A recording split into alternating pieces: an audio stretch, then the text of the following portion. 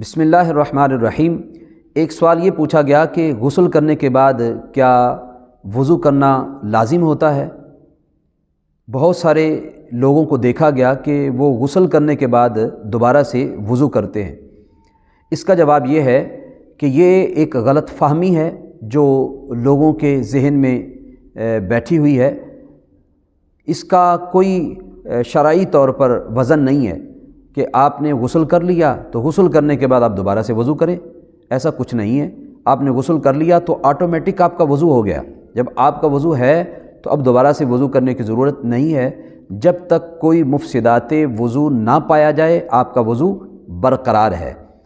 برہنہ ہونا شاید یہ سمجھا جاتا ہے، برہنہ ہونا یہ وضو کو نہیں توڑتا۔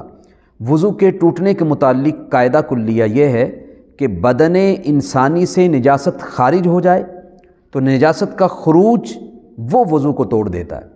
جیسے پیشاب ہے، پاخانہ ہے، ریح کا اخراج ہے، یا پھر بلڈ نکلتا ہے جسم سے، یا کوئی پھوڑا پھنسی ہے اس سے مواد نکلتا ہے۔ اب چونکہ یہ تمام چیزیں نجاست ہیں تو نجاست نکلے گی جسم سے تو پھر وضو ٹوٹے گا، ورنہ تو وضو فاسد نہیں ہوتا۔ اور ایک مفسد وضو نیند کو بھی قرار دیا گیا، لیکن حقیقتاً دیکھا جائے تو یہ قاعدہ کلیہ اس میں موجود ہے جو میں نے بیان کیا۔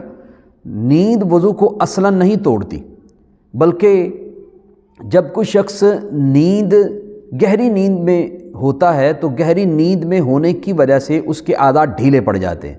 جب اعضاء ڈھیلے پڑ جاتے ہیں تو ریح کے اخراج کے امکانات بہت زیادہ بڑھ جاتے ہیں۔ اسی لیے حکم لگا دیا گیا کہ اگر کوئی شخص گہری نیند سو جاتا ہے، غافل ہو کر سو جاتا ہے، تو یہ غافل ہو کر سونا، یہ نیند اس کے وضو کو توڑ دے گی۔ اصلاً وہی بات جو میں نے آپ کے سامنے عرض کر دی کہ نجاست کا خروج ہوتا ہے تو پھر وضو فاسد ہوتا ہے۔ ہاں، یہ چیز مستثنیٰ ہے۔ نبی پاک علیہ الصلوۃ والسلام نے یہ ارشاد فرمایا، حضور کے ارشاد کا مفہوم ہے کہ اگر کوئی شخص حالت نماز کے اندر قہقہا لگاتا ہے تو اس کی نماز بھی فاسد ہو گئی اور اس کا وضو بھی گیا۔ اب یہ چونکہ الگ سے ایک چیز بیان کی گئی، لیکن عمومی طور پر جو مفسدات وضو ہیں ان کا تعلق نجاست کے اخراج کے ساتھ ہے۔ نجاست خارج ہو جائے تو پھر وضو ٹوٹتا ہے، ورنہ وضو نہیں ٹوٹتا۔ یعنی یہ قاعدہ کلیہ ہے، نجاست نکلے گی تو وضو ٹوٹے گا، ورنہ وضو نہیں ٹوٹتا۔ لہذا برہنہ ہونا یہ مفسد وضو نہیں ہے۔ ایک جوڑا آپ اتارتے ہیں، دوسرا جوڑا پہنتے ہیں، کپڑے آپ نے تبدیل کیے، اور اس میں اگر برہنہ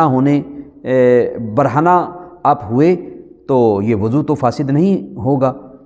آپ باوضو تھے، ایک جوڑا اتار دیا، اب دوسرا جوڑا پہن رہے ہیں، اور برہنہ حالت کے اندر بھی آپ باوضو ہیں۔ جب آپ نے جوڑا پہنا ہوا تو اس وقت بھی باوضو ہیں، جب آپ نے نئے کپڑے پہن لیے پھر بھی آپ باوضو ہیں۔